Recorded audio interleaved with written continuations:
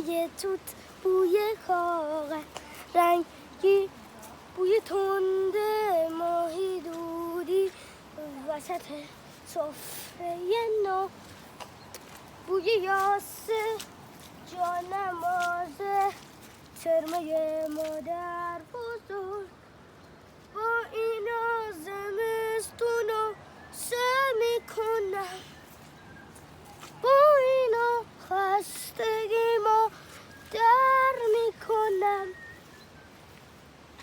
شادی شکستن قلک پول، وحشت کم شدن سکه عیدی از شمردن زیاد، بوی اسکناس تا نخورده لای کتاب.